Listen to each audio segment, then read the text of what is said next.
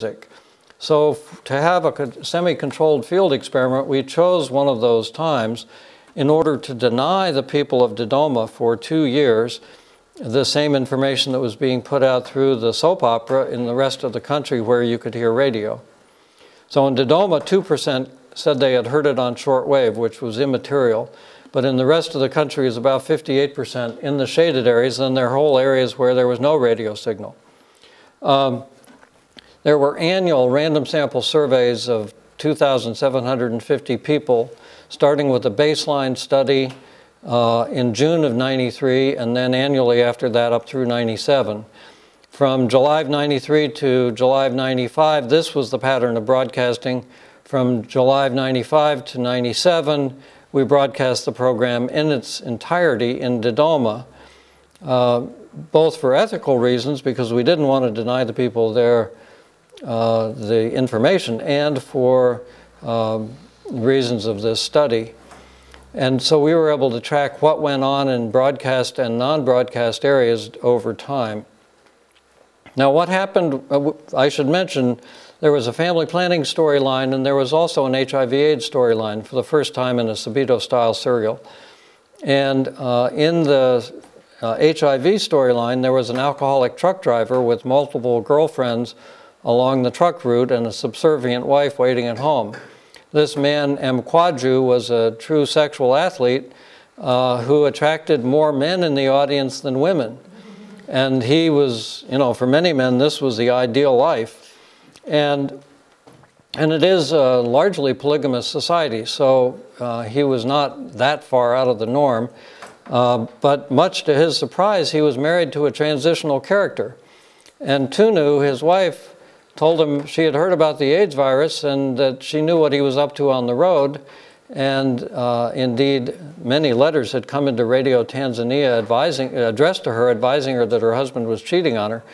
So maybe that's how she found out. But at any rate, she told him when he was home, he was going to have to use condoms. She made that happen. She took a job because he was unreliable with money.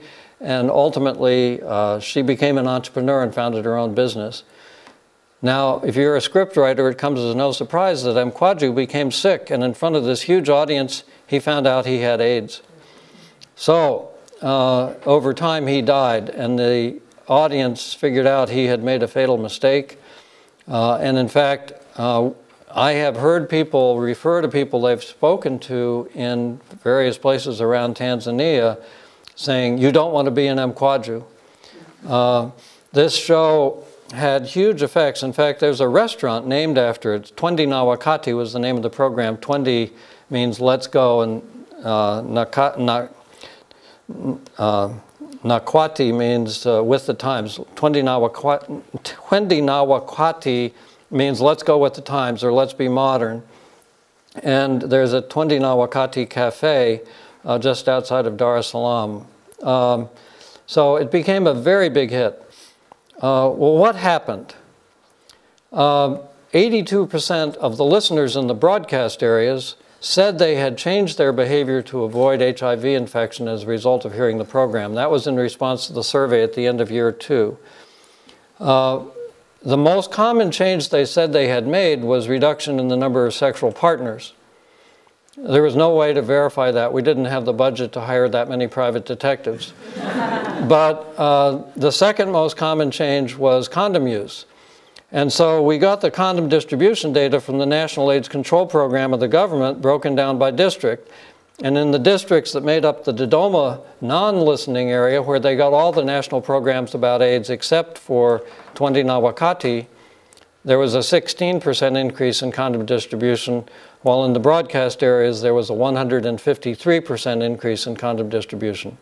So it verified what people had been telling us. On family planning use, the Ministry of Health did an exit interview with new family planning adopters at their clinics across the country. In the Dodoma area, where they got all the national programs about family planning except for this soap opera, there was zero change in the number of new family planning adopters. In the broadcast areas, there was a 32% increase, 10 percentage points, and when they were asked why they had come in, 41% of the adopters, of the family planning adopters, named the program by name. When we ran the program in the Dodoma control area, we had an even bigger increase in family planning adoption, 16 percentage points, and amazingly, the same 41% naming the program by name. Now, importantly,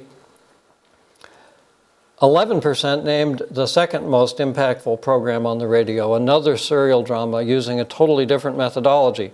So methodology is important. It's not just doing a drama. You really need to have something that is based on relevant theories of psychology and communication, and that is shown to be effective. The cost per person of 20 Nawakati per adopter of family planning was 32 cents US, a third of a US dollar. The cost per person who changed behavior to avoid HIV infection was 8 cents US. Now, I took Miguel Sabido, who retired the year I founded PMC, along with Tom Kazungu and Rose Haji, to train a team in Ethiopia. And this was our first long-running serial drama. We did 2 of them, one 257-episode program over a 2.5-year period in the national language of Amharic, which pulled in just under half the population, and the second one in the second most common language, or Amifa, that pulled in about 25% of the population. We had about 15,000 letters from listeners during the time it was on the air. Just one of these letters gives you an idea of the kind of thing we were reading. This woman said, "Thank you for dealing with the issue of marriage by abduction." You may not have tried that here, but in rural Ethiopia, it is not uncommon, because of the very low status of women, for men to grab schoolgirls off the street, take them home and rape them, and then even their parents consider them married, and that they are the man's property. So she said, "Thank you for dealing with this issue. Our own daughter was abducted on her way to school at age 14 and ended up married as a result. And we've been afraid to send our 12-year-old girls to school for fear the same thing would happen to them." When your program dealt with this issue, the entire village listened to it, and we came together as a village and agreed to enforce the law against marriage by abduction, and it is now safe to send our 12-year-old girls to school. Now, when you get 15,000 letters along those lines, you get a sense just qualitatively that you're doing some good. We also did a lot of qualitative research with listening groups and focus group discussions, and 14,000 exit interviews at reproductive health clinics across the country, as well as a baseline and post-broadcast quantitative survey.